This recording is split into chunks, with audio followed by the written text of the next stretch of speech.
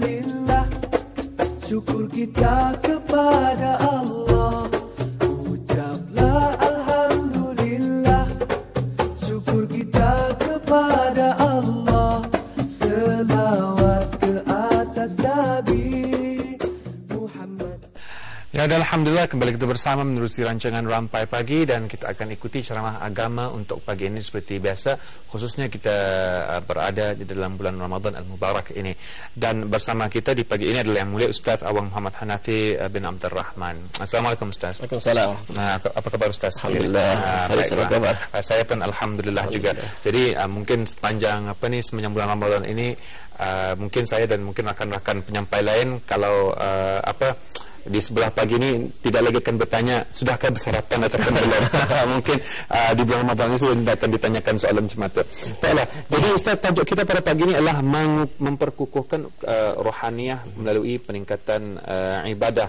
Jadi di sini di samping kita mempertingkatkan ibadah, ia bermaksud kita memperkukuhkan kerohanian kita. Ini bermakna apa ibadah yang kita lakukan seharusnya menjurus kepada keikhlasan kita melakukan ibadah-ibadah ini kehadap Allah Subhanahu Wa Taala, dan juga bukan kita menjalankan ibadah semata-mata menjalankan ibadahnya, Ustaz.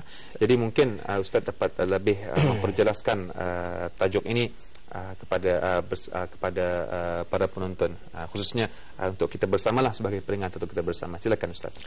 Terima kasih Abang Faris. A'udzubillahi minasyaitonirrajim. Bismillahirrahmanirrahim. Alhamdulillahilladzi hadana li hadza wa ma kunna linahtadiya laula an hadanallah. Asyhadu an la ilaha illallah wa asyhadu anna Muhammadan abduhu wa rasuluh. Allahumma shalli wa sallim wa barik ala sayidina Muhammad wa ala alihi wassahbihi wa man tabi'ahum wa wala. Subhanaka la ilma lana illa ma 'allamtana innaka antal alimul hakim. Wala haula wala quwwata illa billahil aliyyil azim. Wala haula wala quwwata illa billahil aliyyil azim.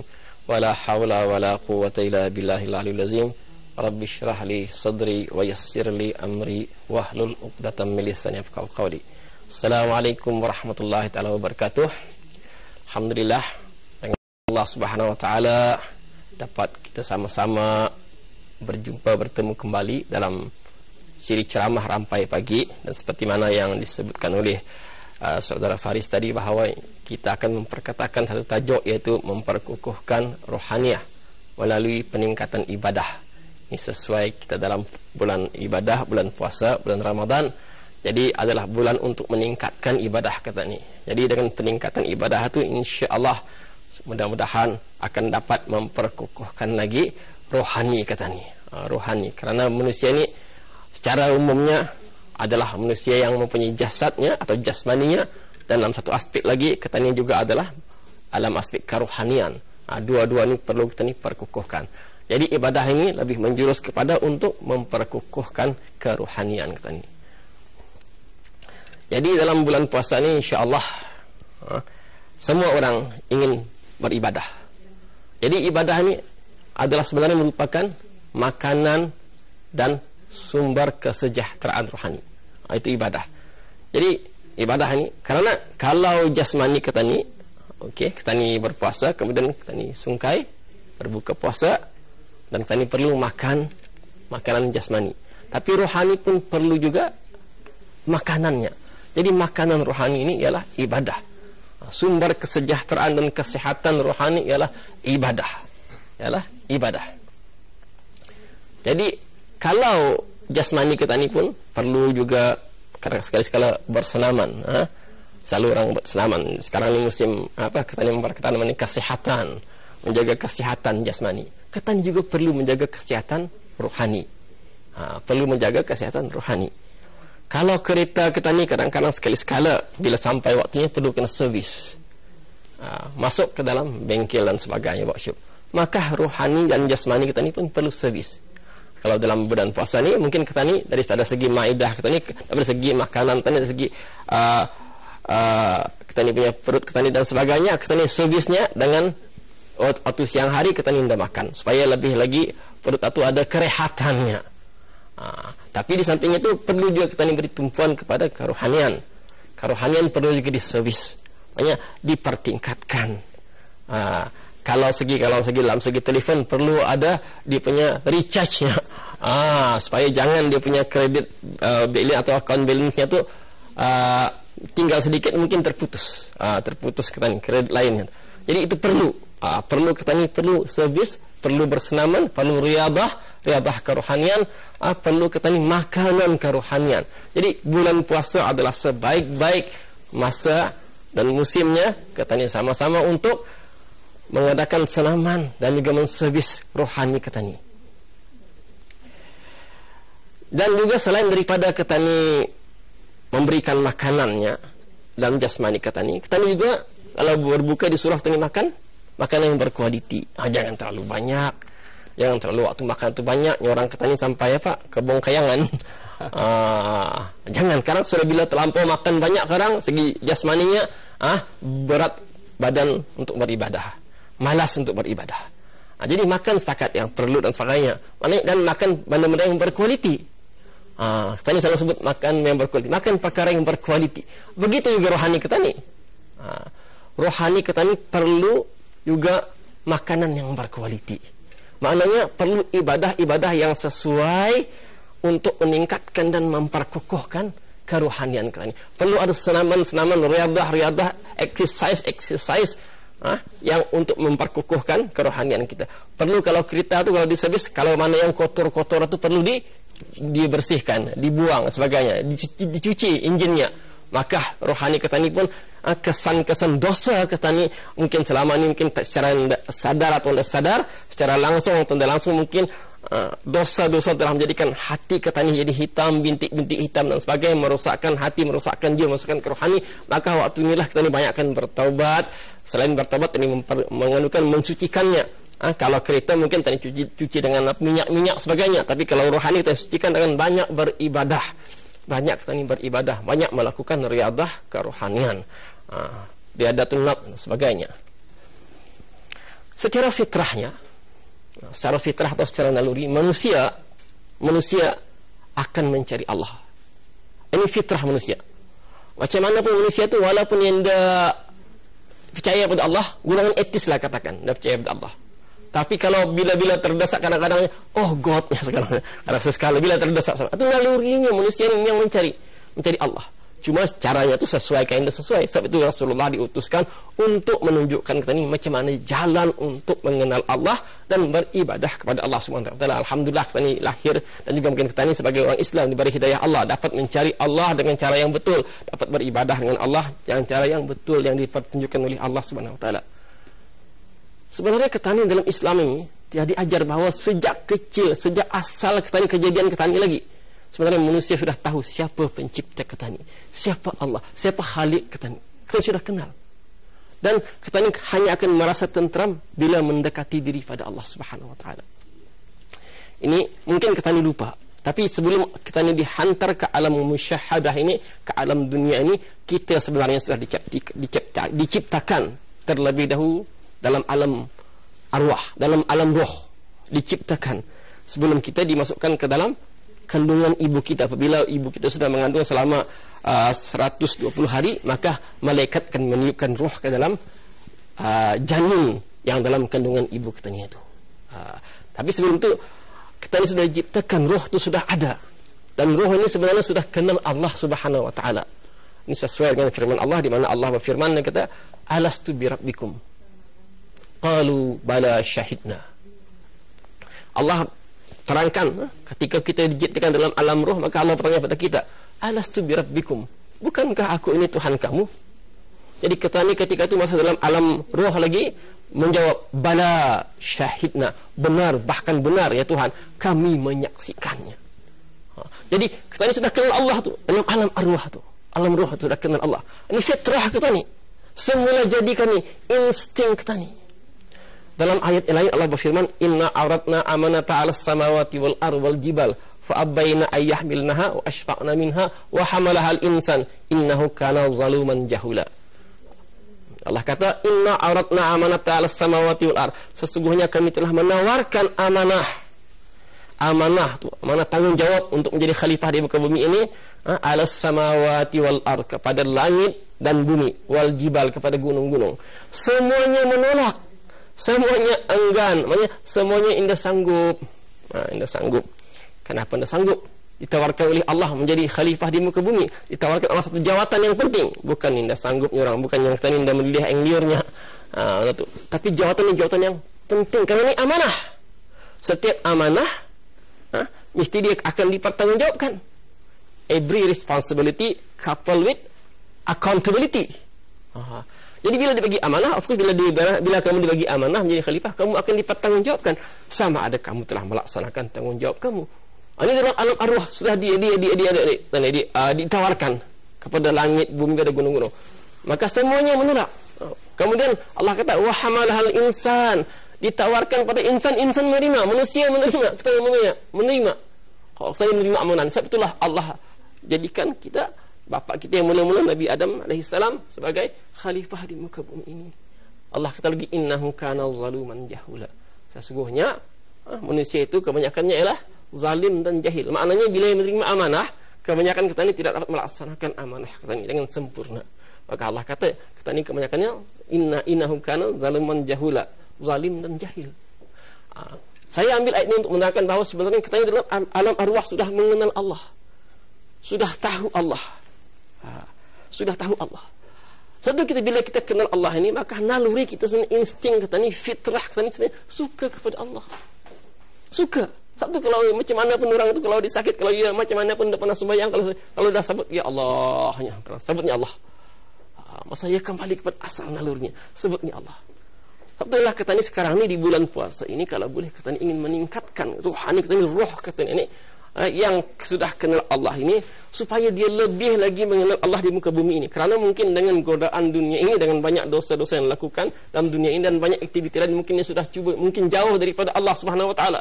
Jadi kita ini cuba mendekatkan diri kita ini dengan Allah, cuba mendekatkan diri kita dengan Allah. Kerana dengan mendekatkan diri dengan Allah ini, jiwa jadi tentram. Jiwa jadi tentram. Ala bi zikrillah tatmainul qulub. Allah kata, sesungguhnya dengan mengingat Allah, maka jiwa menjadi tentram, menjadi tenang. Jadi tenang jiwa kita ni. Jadi tentram. Jadi kalau ada seseorang itu kalau ia indah suka pada Allah, indah suka beribadah, indah suka mendekatkan diri dengan Allah, berarti dari something wrong dengan fitrahnya. Ada sesuatu yang dah kena dengan nalurinya. Sebagai contoh, kalau kita biasanya makan makanan yang nyaman-nyaman, bila dihidangkan, tetapi bila kesana sudah sekali tadi nyamannya apa, indah pahit liur kuang sebagainya, indah berselera dan sebagainya, indah sedap seleranya. Kenapa? Karena ketika itu sudah sakit. Bila sudah sakit, ia sudah tidak kembali, tidak dalam fitrah asalnya lagi. Kalau biasanya sihat, biasanya kalau diberi makanan nyaman, buah yang nyaman, anggur ke apa sebagainya, bahkan sati yang dia suka, bila dihidangkan biasanya alhamdulillah, tidak banyak pun makan sedikit. Tapi bila sudah sakit, orang macam mana nyamannya pun makanan itu yang dihidangkan depan kita ini, tidak lalu akan makan. Tidak makan. Kenapa? Karena jasadnya sakit. Tapi fitrahnya asalnya manusia suka pada makan yang nyaman. Macam itulah juga roh kata ni, rohani kata ni asalnya suka pada Allah. Tapi kalau ia tidak suka pada Allah, kalau ia sudah cuba melarikan diri pada Allah, berarti rohaninya sakit. Rohaninya sakit, berarti ada sesuatu yang menghalang ia sudah lari daripada fitrah asalnya, bahawa dia karena Allah, dia suka Allah. Ada sesuatu, mungkin hatinya diliputi dengan dosa-dosa, kesan-kesan dosa dan noda dan sebagainya yang perlu dibersihkannya. Dan cara membersihkannya ialah dengan mempertingkatkan ibadah. Dan sesuai dalam bulan puasa inilah masa kita akan servis kembali. Kalau kereta tu mau di start, kenapa ada masalah atau lambat, kadang-kali baterinya sudah baterinya dah cukup, baterinya sudah berapa baik lagi, atau kadang-kali plugnya sudah perlu diganti dan sebagainya, maka macam itulah juga. Kalau anda mau start macam itulah, kalau kerana rasa jauh daripada Allah, berapa nyaman rasanya beribadah, ada sesuatu yang kena, maka perlu diservis. Kita perlu servis rohani kita, perlu memperkokohkan kembali pada asal fitrah kita ni. Ini yang penting, bahawa sebenarnya secara fitrah kita sudah kenal Allah. Sebab itulah kita ni perlu meningkatkan kerohanian kita ni. Jadi demi untuk kesempurnaan melaksanakan ibadah, dalam kita gairah untuk beribadah di bulan puasa ini, perlu juga kita ambil beberapa peringatan, beberapa perkara. Pertama, dalam beribadah itu kita mestilah beramal berdasarkan ilmu. Beramal berdasarkan ilmu. Al-amal bila ilmu adalah tertolak. Amal tanpa ilmu adalah tertolak. Maknanya kalau kita ini membuat sesuatu perkara tu indah lurus caranya berdasarkan apa yang dikehendaki oleh syariat, maka benda itu akan tertolak, sama ada terbatal atau indah sah. Atau kita ini barangkali mendistribusi sempadan halal dan haramnya secara kita ini langsung. Kadang-kadang kita ini rasa kita ini sudah berbuat ibadah, sudah beramal, tapi caranya indah lurus. Caranya indah lurus. Jadi indah jadi amal ibadah. Contohnya lah, kalau kita akan mengadakan satu majlis, contohnya tujuannya baik lurus, contohnya kerana udahkan apa majlis amal, malam amal, itu bagus niatnya, tapi mungkin cara pelaksanaannya indah sesuai dengan syariat, maka bukan jadi majlis amal atau malam amal, tapi tidak diterima, tertolak oleh Allah Subhanahu, kerana kita ini melaksanakan sesuatu tanpa ilmu. Macam tu jelah kata ni. Kalau kita ni bersembahyang kalau kita ni tidak lurus cara bersembahyang, mungkin tidak sah sembahyang kita ni. Mungkin segi wudu yang tidak lurus, mungkin daripada segi taharah yang tidak lurus, maka akan tertolak. Jadi perlulah apa yang kita laksanakan, kita ni perlu berdasarkan ilmu. Maknanya apa yang kita ni tahu, kita ni cuba beramal beribadah itu, pastikan kita ni mempunyai asas ilmunya, supaya amalan ibadah itu diterima, dan barulah kalau amalan diterima, barulah ia boleh memperkokohkan kerohanian. Tapi kalau tertolak, kadang-kadang sia-sia ya. Banyak, nampak banyak tapi tidak bernilai, maka tidak berguna. Macam kata ni contohnya, kalau tadi sakit, tadi kita cari mengubat penyakit, tapi tidak lurus ubatnya, contohnya tidak lurus apa yang akan kita ni perbaiki itu, maka indahlah memberi kesan pada jasmani. Kalau tadi servis kereta pun, kalau masalahnya bateri, tapi kita ni cuba lihat arah lain pula masalahnya, indah je lurus, dan jangan restart lagi. Jadi kenalah orang jumpa mekanik yang tahu ani masalahnya. Maka kalau anda tahu, perlu berilmu, cari ustaz, cari ulama-ulama dan belajar dan sebagainya, tingkatkan ilmu kita ni supaya amal ibadah kita ni berdasarkan ilmu, supaya bukan apa, untuk memastikan ibadah itu benar-benar berbentuk ibadah yang akan diterima oleh Allah Subhanahu wa taala. Yang kedua, kita ni dituntut menjaga kualiti ibadah sekaligus meningkatkan disiplin diri. Kualiti ibadah, jaga kualiti. Bukan semata-mata kita ingat kuantiti, tapi kita perlu kualiti juga. Ibadah tu kena berkualiti, bernilai. Kalau banyak pun tapi tidak bernilai, kalau boleh kita ni mau kuantiti dan kualiti, dua-dua banyak dan bernilai. Maknanya kualiti itu dijaga, kesempurnaan ibadah itu dijaga. Kenapa penting? Sebagai contoh saja lah, kita lihat contohnya lah. Kalau kita tidak tahu, kalau kita kan sembahyang berjamaah, maka Nabi mengatakan, kalau kamu untuk bersembahyang berjamaah, untuk mendapati sembahyang berjamaah, kamu dalam masjid mendapati, maka janganlah kamu berlari-lari untuk mendapatkan jamaah, sembahyang jamaah. Tadi nampak ada tengah orang, imam tengah berjamaah, kita ni baru datang, tadi ada setengah orang, terus diuyung ke laju-laju, terus masuk saf. Maka Nabi kata jangan lari, kerana makruh, hukumnya makruh. Makruh apa dia? Kita tahu makruh perkara yang tidak digalakkan dalam Islam. Pasal apa makruh? Pasal bila kita ni dalam beribadah tu, kalau sudah masuk dalam jemaah, kita ni sebelusir berlari ke sana, tentunya kita ni orang kita ni ngalih. Kita ni ngalih. Tentulah kita ni cungap. Bila cungap, maka yang sembahyang tentu bacanya Allah, Bismillahirrahmanirrahim. Ngalih. Jadi ini sempurna maknanya. Satu, kita bertenang dalam beribadah ni, maknanya jaga kualitinya. Satu, Nabi mengatakan at-ta'ani minallah, bertenang dari Allah. Al-ajalatu minasyaitan. Al-ajalah itu terburu-buru, tergegas-gegas tanpa itu adalah daripada syaitan. Tapi wat-ta'ani minallahi ta'ala, tapi bertenang itu adalah daripada Allah Subhanahu wa taala. Maknanya kita ini terus berkualiti dalam segi ibadahnya. Begitu juga dalam sembahyang. Itulah kalau dalam sembahyang tarawih, jangan terlalu kan terburu-buru. Hatta sembahyang berjamaah ini sudah bulu sini kan terburu-buru. Kadang-kadang sampai minta maaf, orang tua kah, orang yang tidak berapa sehat kah, angih-angih kadang-kadang sebagainya yang bertentu. Karena kita ini mau kualiti ibadah, bukan semata-mata habis 20 rakaat saja. Kualiti kena jaga. Kualiti ibadah itu yang penting. Bukan kan jadi popular. Kadang-kadang orang, kena bagusnya kau, laju bagus. Kita ni bukan melihat penilaian orang, kita ni penilaian Allah Subhanahu wa taala dalam ibadah. Bukan penilaian orang, yang penting kepentingan penilaian Allah, sama ada ibadah ini diterima oleh Allah Subhanahu wa taala. Itu yang penting. Itu yang penting. Jadi kalau kita memperkatakan macam ni, kita lihat contohnya dalam satu hadis di mana satu hadis diterangkan, hadatsana Abu Hurairah qala Muhammad sallallahu alaihi wasallam amma yakhsha allazi yarfa'u ra'sahu qabla al-imam ayyuhawwillallahu ra'sahu ra'sal himar.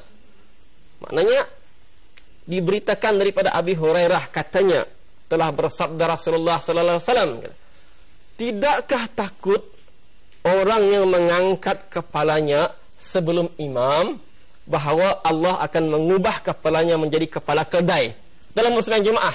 Maknanya ia mengangkat, Nabi kata mengangkat kepalanya, maksudnya ia itu mendahului imam. Maka Allah, Nabi kata, tidakkah orang itu takut Allah akan mengubah nanti kepalanya itu menjadi kepala keldai, kepala himar. Ini hadis menerangkan bahawa dalam sembahyang jaga kualiti, ada tertibnya. Kalau dalam berjamaah cara, kalau orang sembahyang itu semua diberi pahala, tentulah Rasulullah tidak mengatakan orang yang mengangkat kepala dulu daripada imam itu menjadi takut nanti Allah jadikannya kepalanya kepala himar. Di akhirat kelak menjadi kepala keldai. Maknanya kita menjaga kualiti, kena menjaga tertib, jaga adabnya dalam kita ini beribadah.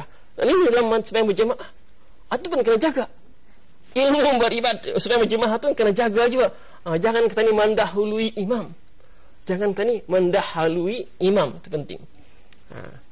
Dalam satu hadis yang lain Rasulullah mengatakan, qala Rasulullah sallallahu alaihi wasallam, kata al-imam yarka'u qablakum wa yarfa'u qablakum. Rasulullah sallallahu alaihi wasallam telah bersabda, yang bermaksudnya imam itu imam rukuk sebelum kamu, qablakum.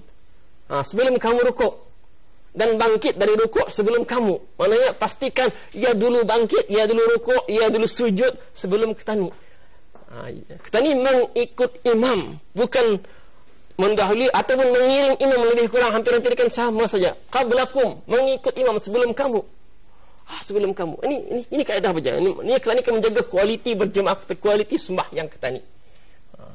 Dalam satu hadis lagi, mengenai perkara yang sama ni, juga tajuk yang sama ini. Hadis ini panjang sedikit. Panjang sedikit, saya akan baca saja dia punya maknanya. Ini hadis riwayat pada Muslim. Dari Abu Abdullah bin Yazid. Katanya, Al-Bar'u, dan ia bukanlah dari golongan pendusta, telah menyampaikan kepadaku.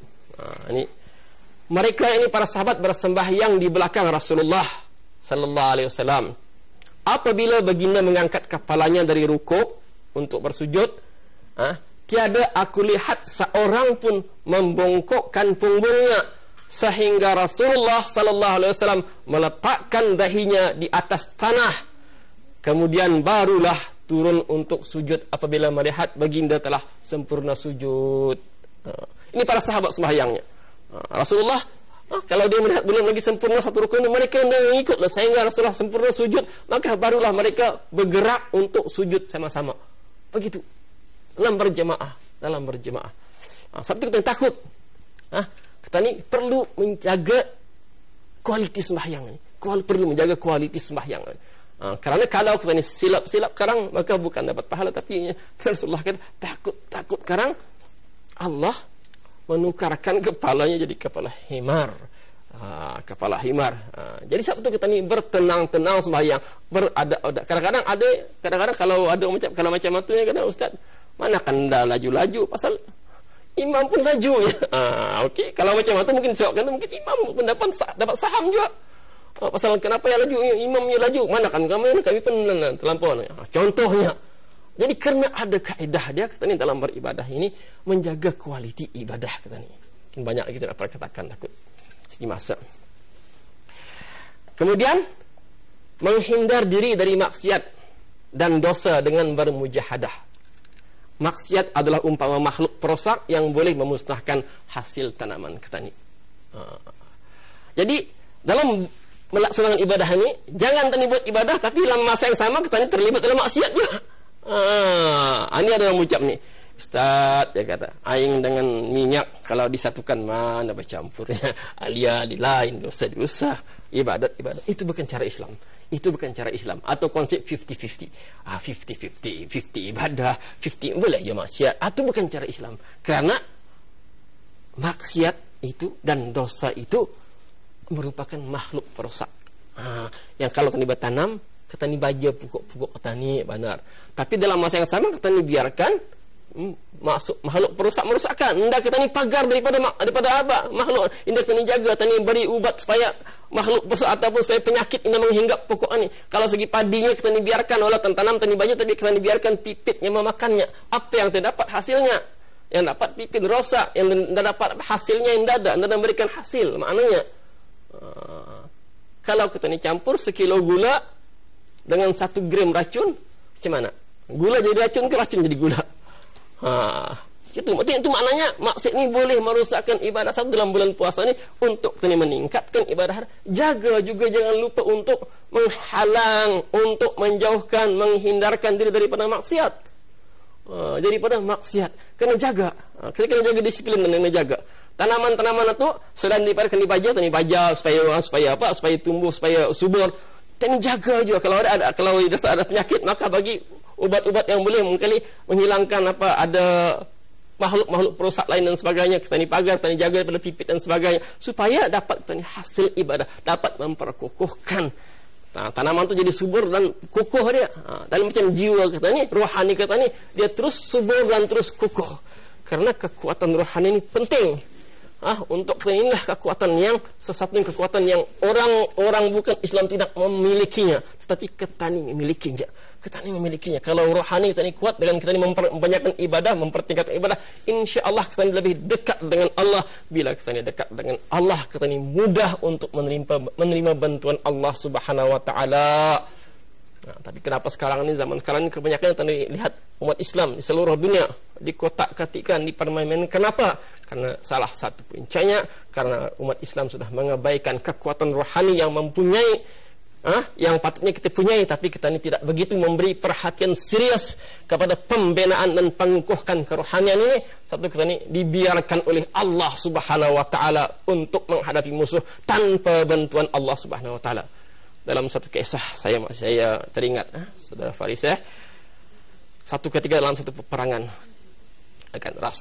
Sayyidina Umar Al-Khattab dalam peperangan, di antara kata-katanya kepada tentera Islam, dia kata, apa dia kata? Yang aku takut, dia kata, bukanlah kekuatan musuh kamu. Aku tak takut tu. Yang aku takut ialah dosa-dosa yang mungkin kamu lakukan yang menyebabkan terhijabnya ataupun terhalangnya bantuan Allah kepada kamu.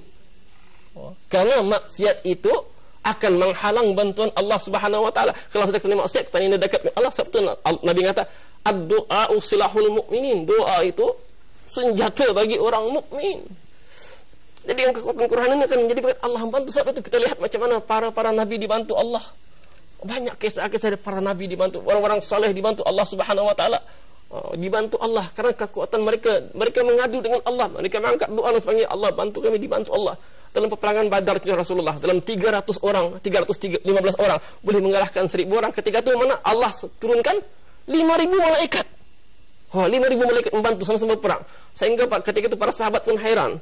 Ada yang sahabat tu pernah lepas perang tu memberitahu Rasulullah, dia kata, macam mana bila aku berperang, dia kata, sebelum aku sampat memancung kepala musuh tu, sudah tanggal kepalanya. Rasulullah kata, itulah dia malaikat membantu kamu. Sesuai dengan firman Allah, wa ma falam taqtuluhum walakinallaha qatalahum wa ma ramaita iz ramaita walakinallaha rama. Ketika kamu membunuh itu bukan kamu membunuh, tapi Allah membunuh. Maknanya dengan bantuan Allah, dengan malaikat dan sebagainya. Wa ma ramaita iz ramaita walakinallaha rama. Ketika kamu melempar atau memanah itu bukan kamu memanah, tapi Allah yang memanah. Itu bantuan Allah turun. Bantuan Allah turun. Banyaklah. Contohnya Salahuddin Al-Ayyubi. Orang yang kedua merampas balik Baitul Muqaddis daripada orang pertama merampas Baitul Muqaddis ialah Sayyidina Umar Al-Khattab. Zaman pemerintahannya dapat mengambil balik Baitul Muqaddis, akan mensucikan. Kemudian setelah itu kemudian terjadi apabila kemudian ini terlaku perang salib, maka dikuasai oleh orang-orang Salibiyun, maka Salahuddin Al-Ayyubi pula diangkat oleh Allah, ditakdirkan menjadi pemimpin untuk menentang tentera salib ini. Salahuddin Al-Ayyubi di antaranya caranya macam mana? Salah satu teknik peperangannya, bila akan berperang, malam-malam di raunnya kemah-kemah tentera Islam itu. Di raunnya lihatnya. Di mana kemah-kemah yang tarang sedikit, yang indah patang, itu yang dimaknya tuh orang ini esok ikut berperang. Orang ini baris depan sebagainya, lihat yang leceknya. Ini kumpulan kemah ini letakkan di baris depan. Kenapa? Ia tahu yang bila orang yang tarang kemah itu malam-malam mereka beribadah kepada Allah Subhanahu wa taala. Mereka beribadah kepada Allah Subhanahu wa taala. Jadi mereka diletakkan di baris depan untuk berperang. Supaya dengan itu mereka ini akan dapat mengundang bantuan Allah, karena mereka lah orang yang dikasihi Allah, orang yang dekat dengan Allah Subhanahu wa taala. Sebab itulah Salahuddin berjaya dia dalam untuk memerangi dan merampas kembali Baitul Muqaddis daripada tentera Salibiyun. Ini sebagai contoh kekuatan kita ni. Satu kita ni mesti kekuatan. Satu dalam kita ni dalam bulan puasa ini, selain daripada kita ni mungkin bangun sahur, sekali-sekala cubalah kita ni juga bertahajud. Bangun sahur ambil masa lah 10 minit ya, untuk 2 rakaat paling kurang, untuk melatih diri kita ni supaya kali selepas puasa kali mungkin mudah kita ni untuk bertahajud, mudah kita ni untuk beribadah malam dan sebagainya, karena ini satu tuntutan untuk memperkokohkan kerohanian kita ni, meningkatkan ibadah.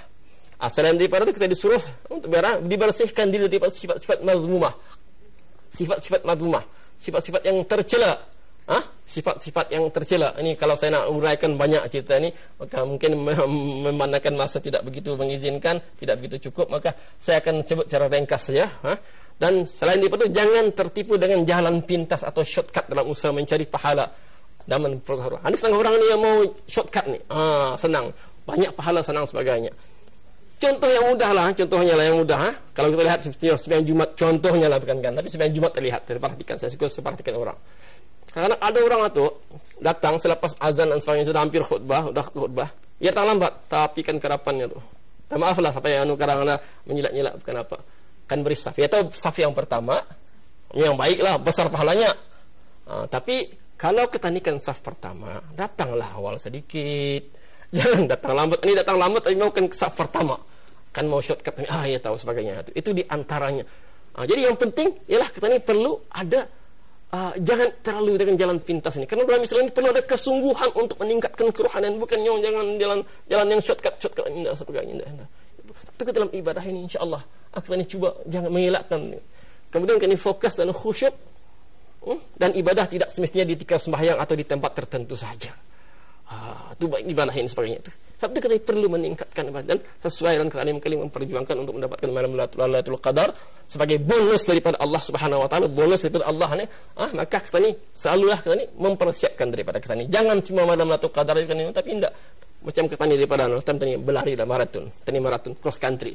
Kita ni mesti skip on tenaga, bila sudah sampai ke ujung baru kita ni meris. Ini bila belum pasal ni belum latihan.